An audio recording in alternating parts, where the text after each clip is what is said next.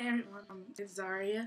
A lot of people have been asking me to do this, so I'm doing it. They want to know my story, so I'm going to say it. Alright, so everything with me started in the third grade. I transferred to this new school in Detroit, that's where I live. Um, it wasn't really a lot of kids there, I'll say. I just felt like an outsider because I was new. And most of those kids had been through pre-K and everything together, but me, I was really new. So, and I was like the youngest in the class. I was promoted before that, right before that. So, right before I transferred to that school, I was promoted. So, I was the youngest student in our class, which I still am today in the class that I am.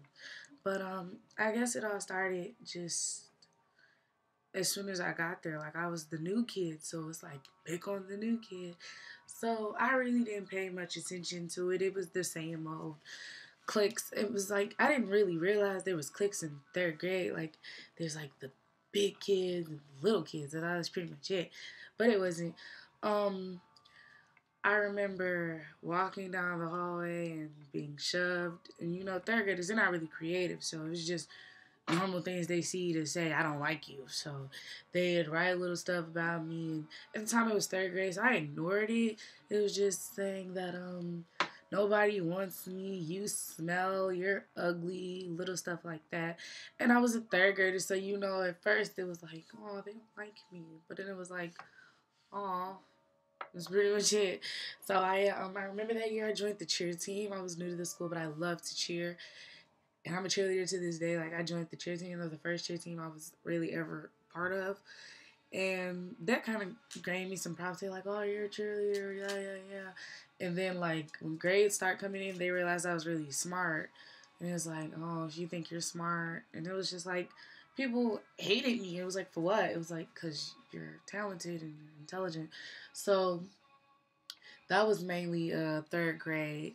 It was just little stuff. Fourth grade, I didn't really have to go through a lot because, like, keep in mind, I had my sisters and brothers at the school, so it was like, yeah, I have people looking over me.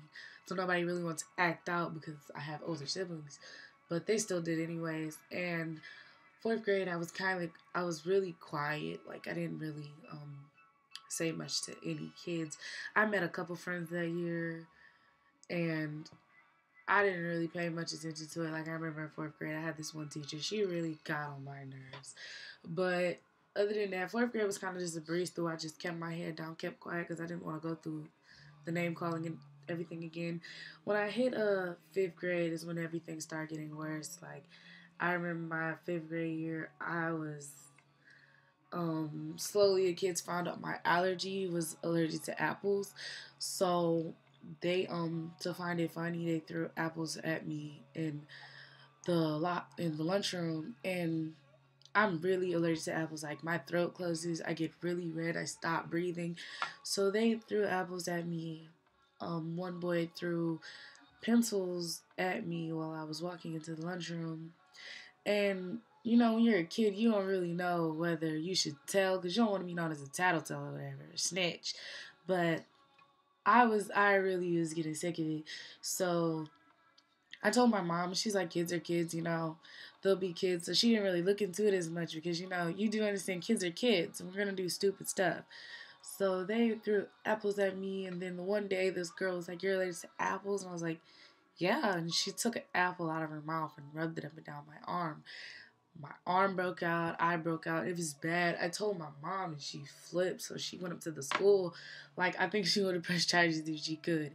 But the girl was just, she didn't want to get into any trouble or whatnot. And I was in desperate need of some friends. So I told them just drop it, let it go.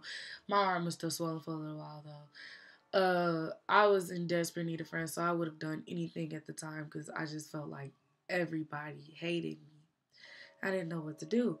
So I was just doing whatever. I know this one boy, he started being really cool with me or whatever, to the fact that he was, when you're in middle school, you claim everybody who is your friend to be your family. So he claimed me as his cousin and whatnot.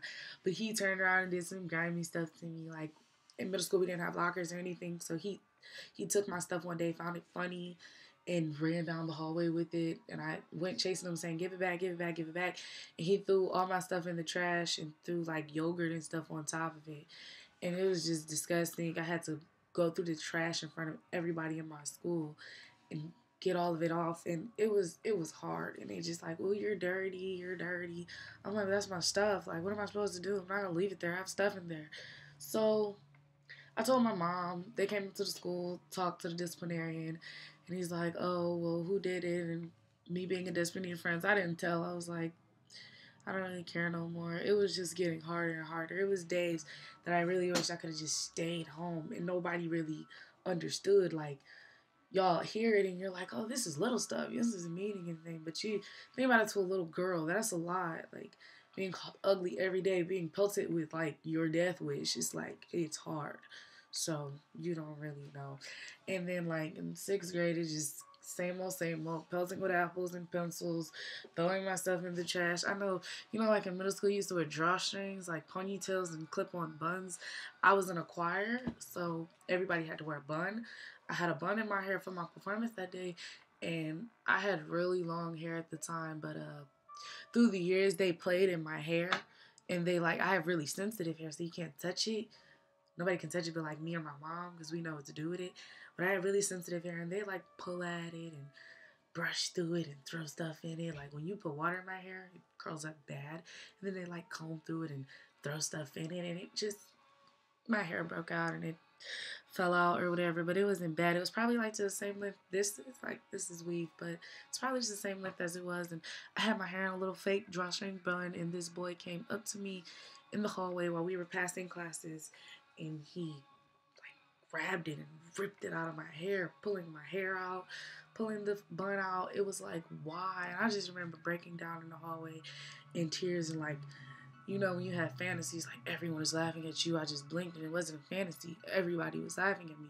To school, the teachers were watching, did nothing. Everybody.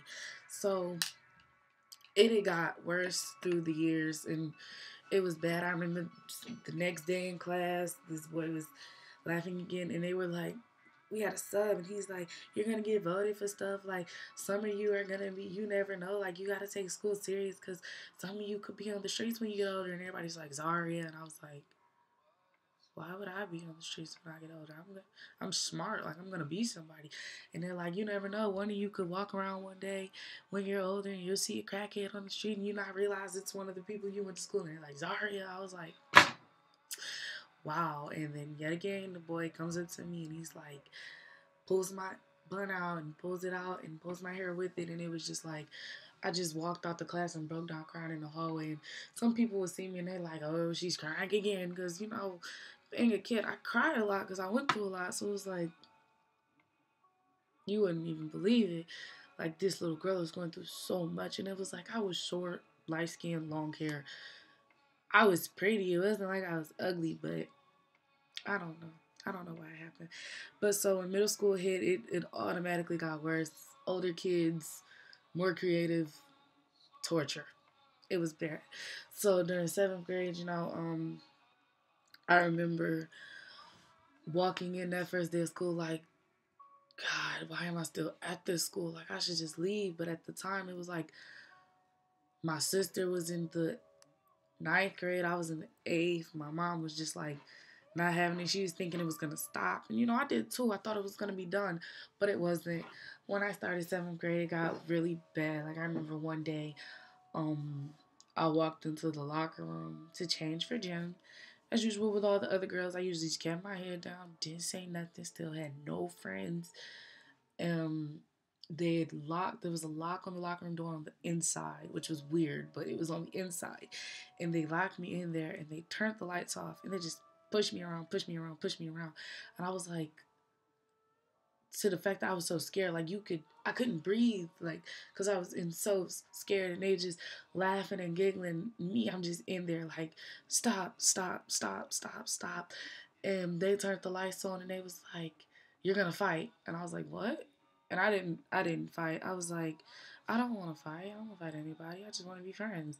And they're like, "You're gonna fight. You're gonna fight. You're gonna fight." I was like, who, why, what are you talking about? And they're like, her, you're gonna fight her right now. And I'm like, hold on.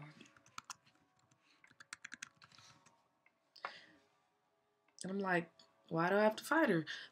So they're like, because she don't like you and she wants to fight you or whatever. I'm like, I haven't done anything to you. So they locked me in there until I was breaking down. I didn't want to cry for them. I was like, I don't want to fight. And they're like, we're going to jump you. We're going to do this, and that.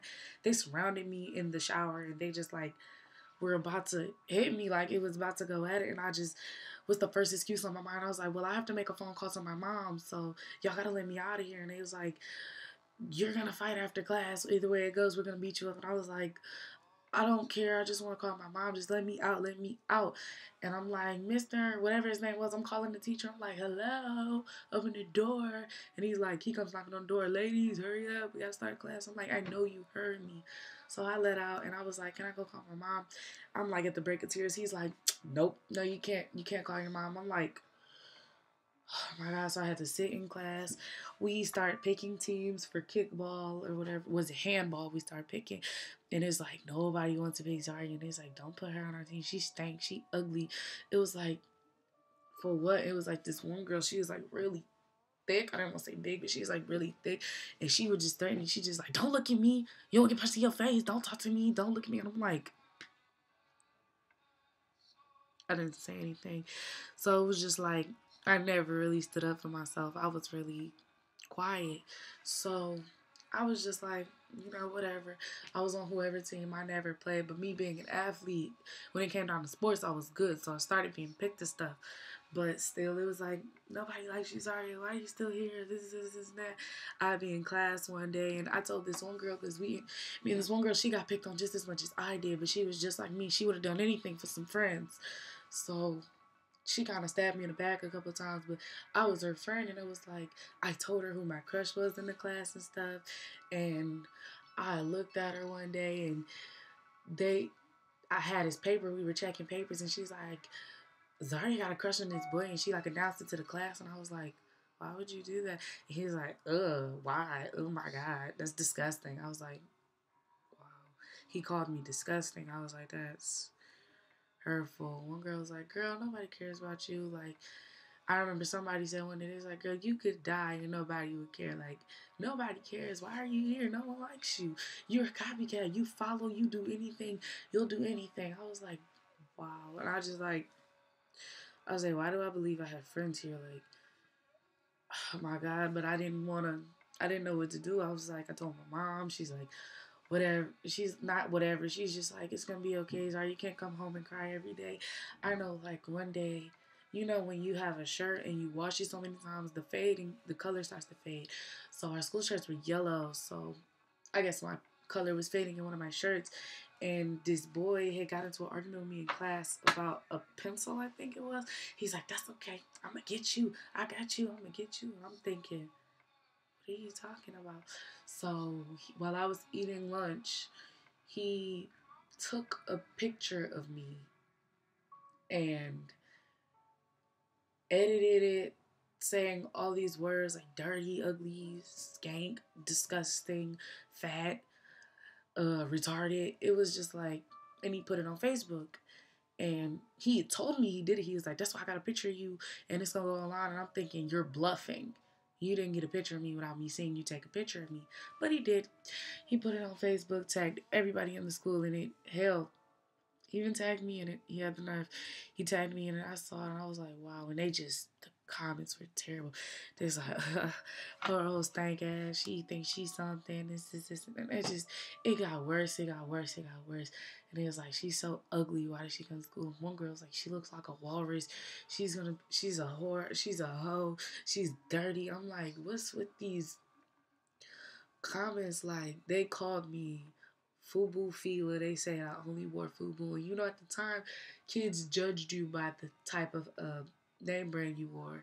I guess at the time what was hot then was like Trues and Levi's still at the time like it is now. They're like, you're dirty, FUBU Fila, your parents are broke, you ugly. And I'm like, it was just like, after a while, it gets really overwhelming for a person that has a girl ready to break down you being a female. Like, nobody wants to date you. Nobody wants to talk to you. You have no friends. You're alone, and you starting to feel like your parents don't understand. And it's like, wow. And that is when I met this one person on my street, my neighborhood, and he introduced me to cutting. And that's when I kind of started putting marks on my body. He says the cut will take the pain away. And I didn't understand until I found a bunch of razors in my dad's toolbox. And I tried it once and it just got worse and worse. Like I was doing it on a daily basis. I was cutting. And when I go to school, people seem to be like, "Oh my God, you're a psycho. You're crazy. You think you can do that? You think you're doing it for attention or whatever." And I'm like, no. So now like I have all these, if you can see, marks on me throughout the years. They've gotten really bad and um yeah. So I have marks on me that are permanent now because I let people push me to that point and influence me to thinking that was okay, but it wasn't. And then me being like, people would look at me and be like, "Oh, you're ugly," and whatever. So I started, like, I have very sensitive skin, so you can't like play on my face or anything. I start peeling and scratching my face, so I have all these marks all over my face because I thought something was wrong and I had to fix it. My hair kept falling out through the years because people would say, "Why your hair like that? Why'd you do your hair like that?" And I'd touch it and rake it and it fell out. And it got to the point where my hair probably stopped about right here. And that was it. And it was bad. My hair was uneven. It was damaged. It was burnt. I got weave for the first time. And that was the first time anybody in that school called me pretty. And I was like, oh, so that's the answer. And then, like, of course, me being me, it was weave. I didn't really know what to do with it, how to take care of it. So it got bad. And it was like, it wasn't right. So I remember after the whole little picture incident, it got worse and worse and worse. And I was at breaking point. I was broken. I was ready to be done. I was like, if I kill myself, who will know that I'm gone? Like, nobody will know. I really got to that point where it was like, this 7th grade girl is about to commit suicide, and the only people who will care is her family. So, yeah. And I don't know how many times, probably over 12, that I was at that point. I found many erasers to end it. Like, I looked it up. How was the typical ways to commit suicide? It was like electrocute yourself, overdose. Um, I tried to overdose a couple times. It never worked. It's not even that I threw up the pills. I guess they were not the type of pills you could just overdose on. Um, I tried though. It didn't work. Nothing worked because I'm still here, and it was just like nothing was working. When I got to 8th grade, I joined the band. Um, that gave me some friends because the people in our band looked at me as family. But at the same time, there were some people in the band who still picked on me. When I got to 8th grade, it got worse and worse and worse. And I remember the people hacking my Facebook page, putting statuses like I was saying them by myself, like I'm a dirty whore. I got nappy ass hairs. Maybe I should get this done. I'm broke. I'm like, wow. And I don't even know why. When I was on Facebook, I thought, don't befriend these people. Don't send them friend requests. Don't accept their friend requests. But I did, you know. Who knows why we do stupid stuff. And I remember we had this one. Our teachers, to me, it just felt like they never did anything. They just watched. And that was the year I finally got a boyfriend. It was just this one boy. He was really cool. He didn't care what anybody said about me. He actually liked me. And I was like, dang, I love this boy. So it was just like nothing could break us apart. Like he cared. And it was like, wow, this boy actually cares. But at the same time, it was like at times I felt like he never told them to stop either. He never helped me defend myself. So I did get some friends that year. Some new people came to the school, so they didn't know what had happened the years before. So they just were really nice. And that was through the years my body was developing. Like, you gotta remember, because I was promoted, I'm after everybody. So when everybody started getting these and all of that back there and their facial features start coming in and puberty hit, I was still a year behind. So I still look really disgusting and young, and they look all pretty and grown up, and not me. But I had some friends that year, and I remember we had back doors in our classroom in case of emergencies. Like, we get out a back door in each classroom. So it was snowing, and it was icy, and they opened the back door and made ice snowballs and were throwing them at me in class and they cut my face. They didn't stop. It was thrown at the back of my head, and thank God I got lucky that day. My mom came up to the school, and she caught me crying in the hallway, and she grabbed me. She's like, "What happened?" I told her, and she went off. She's like, "None of the teachers here are helping my child, and she's being pelted with snowballs. Her hair was done when she came to school. It's not anymore. They're tearing her up." And I realized my mom was actually starting to get it. It was like, you get it now. You get it. Now that I'm broken, you understand. And I never will say that I feel like my mom wasn't there for me, because she was the whole time. It took her a while to actually realize this is not just kids being children. This is bullying. And it was like, yeah. So I just started getting really sick of it. I was like, I don't know what to do no more. Can't kill myself. I've tried. I'm tired of cutting myself. It hurts. I'm tired of my mom figuring out that I'm cutting myself. I'm tired of everybody looking at me like I'm crazy. I'm tired of feeling unwanted. I'm tired of living. I'm tired of breathing. I'm sick. I'm tired of everything.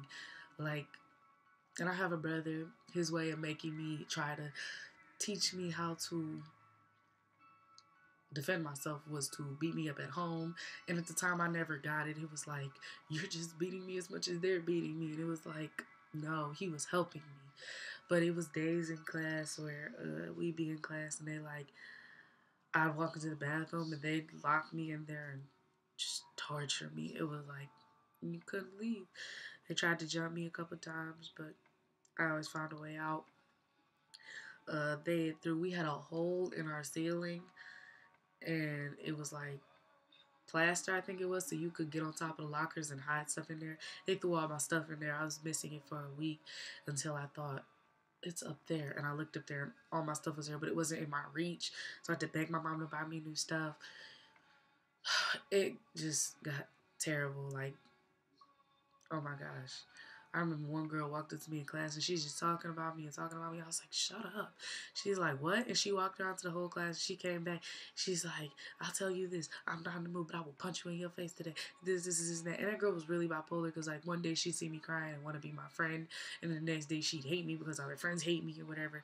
So I remember this one day, this girl was big. I was crying or whatever. I was in the hallway. This girl came up to me. She's like, oh, the crybaby's crying again. Who cares? And I snapped. I was like, I'm done with you. I'm sick of you. You want to fight me? Fight me, whatever. I don't care no more. You're not going to sit here and bully me and bully me. She's like, what? And thank God one of my friends walked in the hallway. She grabbed me. She's like, sorry, you're red. Your eyes are red. I don't know what to say. Like, calm down, calm down, calm down. And my boyfriend came in the hallway. He picked me up and he took me to class. He's like, don't go in that classroom because she's in there. Calm down. I was like, no, that I'm going in there. So when I got in there, I told her, I was like, me and you after school, meet me at the gate since you want to fight me so bad. I really didn't know it was about to go down. I was like, whatever happens, happens, If I get beat up, I get beat up. If I win, I win. But I remember my mom actually came to pick me up on time that day.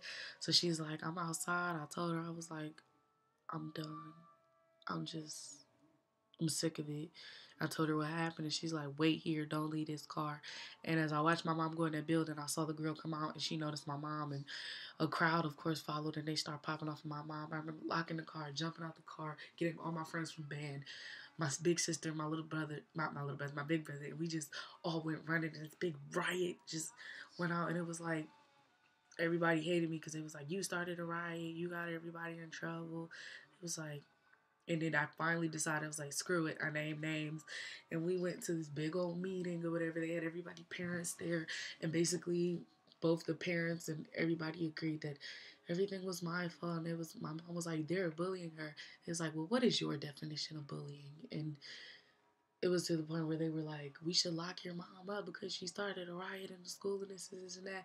I'm like, these teachers, these principals, they was like, we have footage that you touched a child and that your daughter, and it's like, they don't have footage. They were just torturing me, and my mom was like, fine, this will be Zaria's last day at this school. I told my boyfriend what was going on. I'm like, I gotta leave or whatever. And he's like, you really gonna let them push you out of this school? I was like, there's no other choice. I gotta go. That didn't stop them. Like, they still, like, my brother and sister were still there. So it went on and on and on. And I had no choice but to just, I wasn't there no more, but they wouldn't stop. So they'd, like, find me on the internet, start rumors about me. One girl tried to start a rumor about me what I had herpes or something. Like, it was getting terrible. And my mom was getting scared, which she had the right to, because if I would have found, like, a gun or something, I would have blasted my head off. So I transferred to a school out of Detroit, and I put it in my head that never again will I let that shit happen to me. Like, I would never let anybody bully me like that again. And the first girl in that school that stepped to me, I was like, I'll beat her up. And it was like, now she's that tough girl or whatever. It's like, it's not even that tough girl. My mom got me in therapy. I still go to therapy to this day. Some of the things they said to me still go through my head. Like, if you kill yourself, nobody would care. If you're dead, nobody would care. Nobody loves you. You're worthless. Who cares? It was like I had nobody. And at times I felt like I didn't even have my parents. But I did. And I didn't realize through the years that I had a dad that not went through the same thing but had the same problems. Depression wise, he tried to kill himself a lot. And I didn't know that I was the same. And I didn't know. But as I came to this new school, I found friends. I found people who actually like me for me, who know what happens to me, and they don't use it against me. They know everything, and they love me. I had some of the kids transfer from that school that was bullying me and came to my new school, but they didn't bring it up. They left it there, and I feel wanted again. Like, I feel like I have people that care. I have best friends that I've had now for 4 years who love me so much. And I'm in such a great place. It always comes back to me whenever somebody calls me ugly or anything to think about what happened to me at that school. And it was like, dang, there's 7 or 6 years I was at this school and I just took it. And I look back now and I feel so strong. It's like, you went through all of that and you're still here. Like, I've read plenty of stories about kids who have committed suicide because of stuff like that. And I just was like, wow, it could have been me. Like, I couldn't imagine my mother having to plan a funeral or having to bury her child. They always say a mother is never supposed to bury her child, but it's hardest thing, and I could not imagine my mom having to bury me, her youngest child. I'm like, who knows? But I'm happy now. Like, I'm going through high school. I'm in 11th grade now. Of course, kids say stuff still. Somebody calls me ugly. Some people call me fat or whatever, but they don't take action. Like, they don't do what those kids did. And you would never think something that happened to a girl in middle school or elementary would have damaged so much in her life, but it did. I'm still very much so insecure about myself, which is why I don't like my natural hair anymore. I haven't worn my natural hair in a while, and the last time I wore my natural hair was like 3-4 months ago. My mom had to force me. She begged me. She's like, please, wear your natural hair. It's so pretty. I was like, I don't like it. And it got to the point where, like, I just don't like my natural hair because I was picked on it for so long. And she understood, but I did it for her.